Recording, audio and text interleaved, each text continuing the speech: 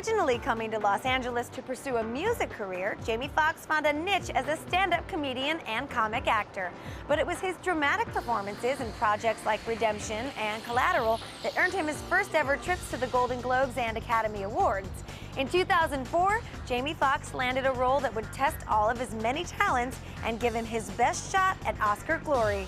Sure, we know he's a stand-up comic, and sure we know he's, a comedy actor. We all knew that. Wait a minute, he's got heavyweight dramatic chops.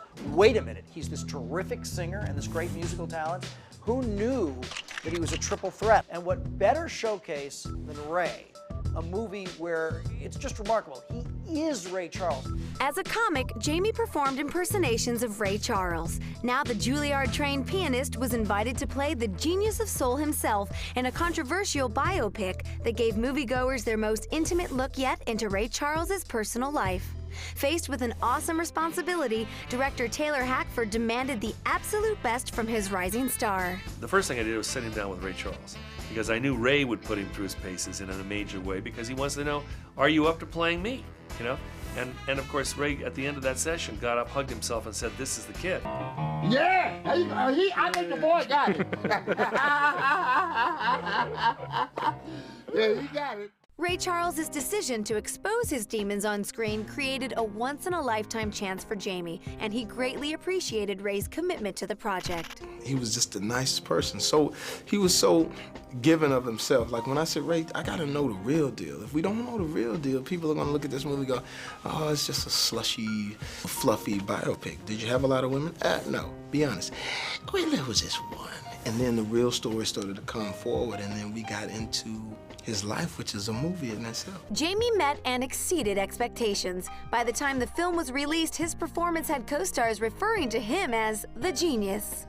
I can sit here and tell you how awesome he is. I can tell you how he embodied Ray Charles. I can tell you this over and over again, and I can say it with so much passion, and you still won't get it. He has an incredible work ethic. That he works so hard. He's so focused and so driven and so just amazing. I love him. How was it to work with Jamie Foxx?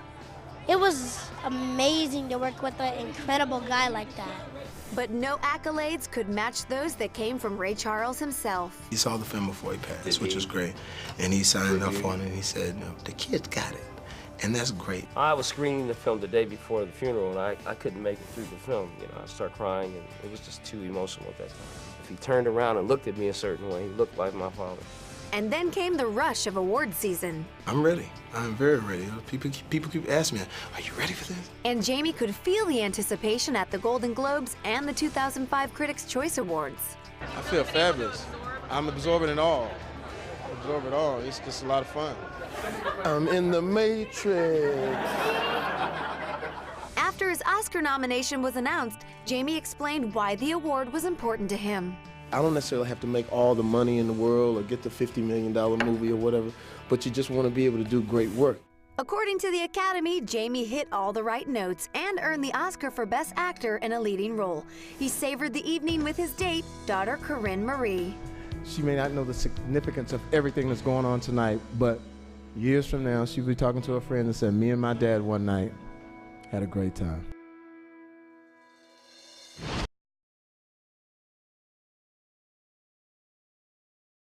Even though Ben Stiller has worn many hats throughout his career, one hat seems to fit him better than all the rest: comedy. And if comedy is what his fans want, then comedy is what they're going to get. In The Heartbreak Kid, Ben once again plays a guy who can't catch a break in the romance department. Hey, what's your name? Lila, I'm Eddie. Eddie Cantro. He's never gotten married. He's 40 years old. He's thinking about it, and he meets this girl who seems perfect and decides to go for it with her. I did it. I took the plunge. Yeah. And you know what? It feels great. All seems fine until the honeymoon, when he discovers he's made a huge mistake. Not only is his new wife more annoying than he thought possible, but he meets the woman he should have married. The Farley brothers, who helped make Ben a star with their Something About Mary, considered him ideal for the role. He's the epitome of what I'm talking about when I say a guy that you root for, because he's kind of like every man, and He's the best reactor in all of Hollywood. The film also reunited Ben with another former collaborator. I don't even know how I got this part. I played the part of my son's father. Somebody said, "Isn't that funny? You play the part of your son's father." It's fun to work with my dad just because he's so funny. You don't have to worry about really being funny in a scene because he's just going to be the funniest person in the scene, no matter what. At the premiere, Ben's family turned out in full force for this comedy that was anything but family friendly. You look beautiful. Get your hands up. Hey, you slut. Hey, you want to go? But audiences snubbed The Heartbreak Kid, which only pulled in $14 million its opening weekend, far below industry expectations. Regardless, Ben will remain in the limelight for quite some time. His unique blend of cerebral comedy and lowbrow slapstick has earned him a place as one of Hollywood's most bankable comedy stars. Thanks for watching our close-up on the very talented Ben Stiller. From TV Guide Network, America's TV headquarters, I'm Madison Michelle, and I'll see you again next time.